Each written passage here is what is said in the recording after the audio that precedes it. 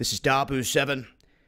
We now have the Pentagon refusing to publicly speculate on any possible scenarios of action in terms of North Korea. This should not surprise anyone, especially after yesterday. They get so close that they're within firing range, and there was word that they could launch a preemptive strike. Now, I had asked the question, why would you ever let that cat out of the bag? But it's already out of the bag. And it doesn't matter if they want to deny it. At this point, it's the truth. If they see this guy going for loading up a nuclear weapon for testing, they're going to strike him. Now they're wishing that people weren't getting so far ahead of the curve in their predictions and calling stuff here. Some of it rather obvious. You don't go all the way across the planet with all your military to just sit there and do what? You're going to tell me that there's not going to be a preemptive strike? Or are you going to wait for them to detonate this device? That's the exact opposite of what they said they're going to do. They are not going to allow him to test this, and if they do test it, you should see this register as a shallow earthquake on the earthquake maps.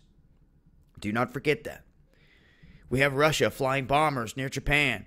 Japan scrambling more jets than ever in its history because of the tensions with China. China also warning North Korea. If anything blows back in our country, you're going to get it from us. The whole thing rather heated. We have Russia right now saying they want things to calm down.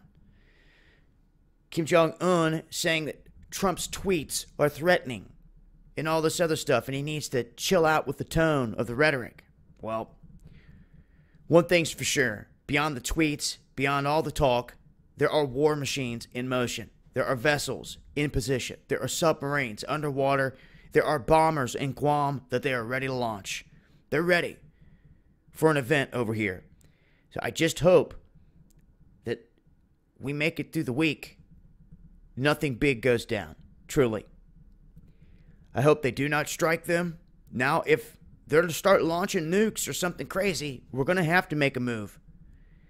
But at the same time, here on this world stage, when you see these theaters of war and how controlled they are, in the end, once again, it's innocent people that always die. And that's a difference from a decapitation strike of taking out the leadership and their military. It's the people, the innocent people in these countries that always get caught up in the shelling. And that's what needs to stop.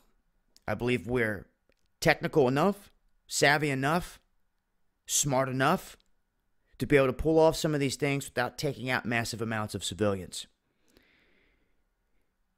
And that's my biggest concern in regards to this. Always is, in terms of dropping bombs.